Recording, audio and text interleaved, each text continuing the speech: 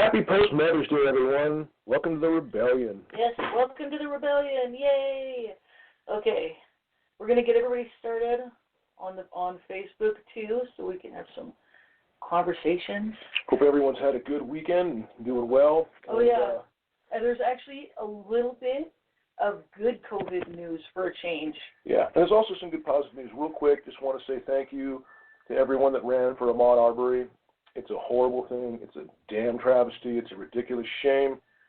And I'm so proud of so many people in the United States for saying enough and standing up, letting people know you cannot just gun down a man for jogging down a fucking street, minding his own fucking business because you think he might somehow be tied to a crime. Exactly. Anyway, so try to put a positive on that. Thank everyone. Beautiful thing. Didn't get a chance to run out here because of the lockdown, but thanks to all those who did, and we support you and we appreciate you. And yeah, we have some possibly good news about the COVID thing here. Oh, yeah. Apparently, cannabis seems to help somewhat. Yeah. Ironically enough, smoking it in particular seems to form some sort of a barrier in the lungs that prevents some of the functions that are going on there. Let's set it out here. Okay, yeah. So here's. I actually understand this a little better because I was doing a little research on it. Well, here's what it is. Apparently, there are receptor cells in your eyes, nose, mouth, and in your lungs, and in a few of your organs. Not all of them. They're not all throughout your body like white blood cells would be. Okay, which is normally the thing that you would be worried about is white blood cells. Okay, like with AIDS, it's white blood cells. But with this, it's there are other receptor cells that are just in your eyes, nose, mouth, your lungs, and a few of your other organs. And apparently, cannabis blocks 73% of the receptors in these cells, so that it actually makes it 73% harder for a cannabis smoker or even a cannabis user, but I think probably the smoke does help a little bit with the lung issues, specifically a respiratory issue. Any kind of other respiratory issue, asthma, bronchitis, be careful. Phlegm.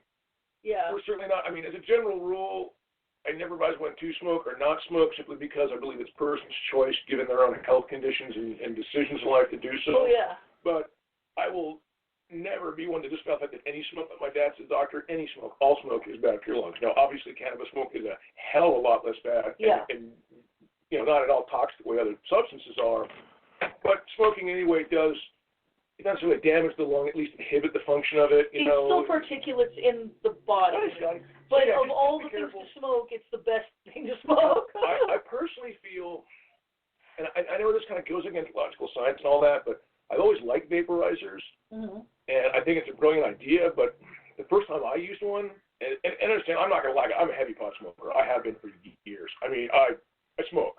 I'm a puffy puffer. And I never really had any lung problems. I always try to sauna and steam and breathe deep and go out in the wilderness and get as much crap out as possible. But a buddy of mine had a vaporizer, and I noticed that my lungs kind of hurt afterward. Yeah. And damn, it's some good weed shit, puff footer. But I came to the conclusion and the realization that the thing with vapor is that it is a vapor. It's actually has less particulates than smoke, and so ostensibly that's better. But it just seems like it gets in your lungs deeper and quicker and tends to spread faster. Yeah. And all I know is now, and the guy obviously did have pre-existing conditions. He had really bad asthma. Yeah. But Pac Ali from the Cottonmouth Kings was a guy I met a few times. My friend, the same guy I'm talking about, tattooed him, and we'd all hang out and smoke. And that was Pac's favorite thing. Pac liked the vaporizer. And I can't say for sure that had anything to do with his death due to his asthma and his thing, but he did die of respiratory syndromes and functions. Yeah. And he liked to vape. So I'm just saying that if you're going to vape, guys, and I'm talking about like the vape unit, like the one where you put it in, then you get the mask or the tube or whatever, even a small vaporizers. Go easy on them and go very little and try and get as much oxygen in. Like if you use a little vape tube with little vape pens, try to take a couple hits and then get some oxygen, let it sit there because that liquid is so fine, so atomized, it gets in your lungs and it can cover it. So every time you take a breath, if you're taking a couple hits on top of it, it's not getting any oxygen there. It's literally forming just pure walls of moving vapor turning into liquid back as your lungs are trying to absorb it, and it can really, really, really fuck you up. You know what I mean? So little goes a long way is all I'm saying. Yeah, basically the whole idea is there are certain receptors in your lungs, specifically in your lungs, that can that these things attack, that the COVID virus attacks. Epithelial cells, if I'm not mistaken. Yeah, thank you. You're so smart. Yes, that's exactly. I was blanking on the name. It's the epithelial cells, and it specifically attacks them. Okay, and that's what causes all the respiratory problems. But cannabis actually blocks some of the receptors in these cells, and it makes you 73% less likely to get COVID. This is smoking a combination of THC and CBD, just normal. Again, basically, or they were trying to keep it low, but the THC study is not obviously, global. It's a brand new study, but it's enough for at least our point of view to lend credence to it and to be, viable in the scientific community in terms of its empirical verification. Yeah. So there's hope. That being said, don't start, don't just rely on it. But like, if you're already a smoker, or if you have used in the past and you can use edibles, tinctures, whatever you need. But I do think probably getting into the lungs is a good idea. But that's just me saying that. I don't know that for sure. Yeah.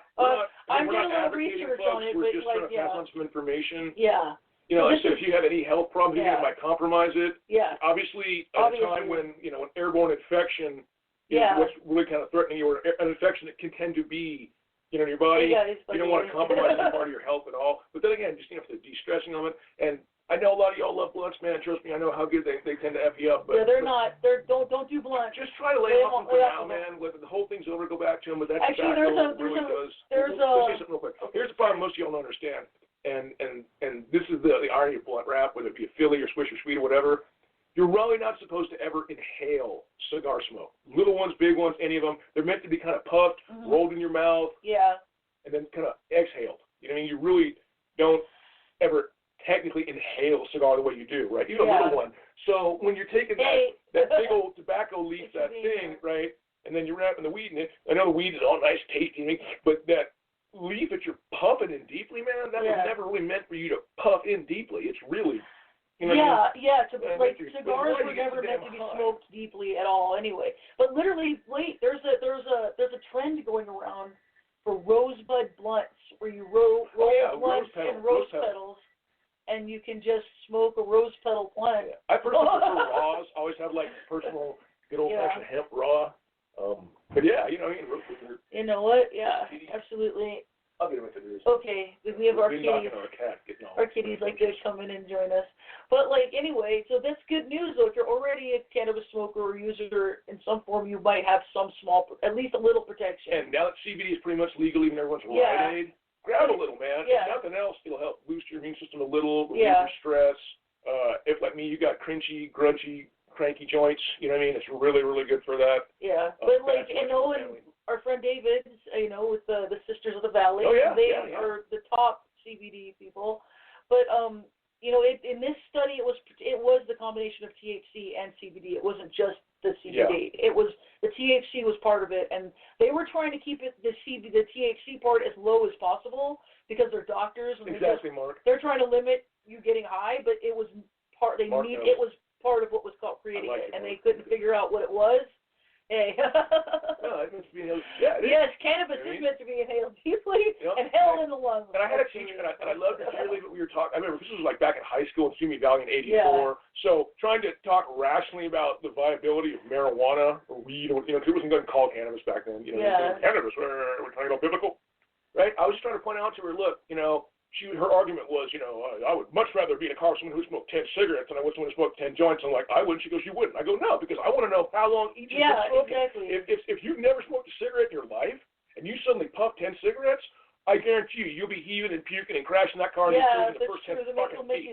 Same thing. You ain't never had a joint in your life, and I put 10 in your mouth, wham, right to a tree. Now, if you've been puffing happily since you were young, I don't necessarily want you to be high, but I at least trust you a little bit. Well, you're not an 10 joints would be a lot. Yeah. and obviously, if you're a hardcore cigarette smoker or a pot smoker, you can probably smoke 10 cigarettes and maneuver much more efficiently. Yeah. But my argument with her was like, okay, I'm not really trying to argue the validity of that. I mean, obviously, I don't want anyone behind the wheel intoxicated either way. I prefer any of my drivers to be sober. But I was trying to put out the toxicity, and the argument I kind of went over was like, okay, you can say it, but at the end of the night, I can still take my 10 joints and eat them and wake up in the morning, and I guarantee if you eat those 10 cigarettes, you will not wake up. You will die. If you eat a cigarette, you will die. Yeah. And again, I'm not ranking out cigarette smokers, man. I smoked in Virginia Military School as a youngin', as a 14-year-old. So I smoked for 7 years, and I regret every moment of it. But yeah, because it hurts your lungs later, and I got asthma now that I'm trying to overcome. I'm not trying to throw guilt on anyone. Yeah. I mean, if you smoke cigarettes, it's addictive. I mean, it's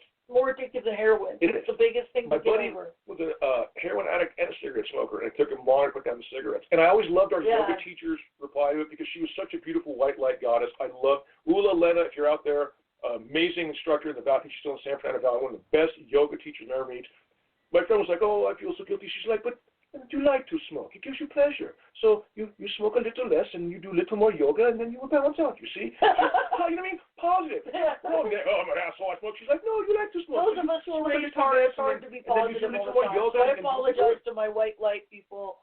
Because I'm trying to be the balance that brings us all together. You know, because a lot of these people who think they're dark, they're just mad because they've been hurt. That's all it is. They're just hurting. And a lot of people who are light don't understand that because they haven't suffered. But they don't need to suffer, but we need to forgive people for having suffered. A few ice cubes in the old bung. I love you too. Thank you for loving me. You don't want to cross the throat, guys. But yeah. That makes me happy. Yeah, exactly. I'm sorry we almost put 20 together. At some point, everyone's got to come out here for a nice big California 420. Oh, and happy Mother's Day to everybody. Yes, happy belated Mother's Day to all the mothers. So busy yak about the week, I forgot that. We appreciate each and every one of you. I had a beautiful mother in my life. Many of my female friends and most of my relatives are mothers, and it is the hardest job or task or thing that will be asked of you in your life, and I admire each and every one of you for doing it every day. I love all of you so much. Thank you. You know what I mean? You are our teachers and instructors, and, you know.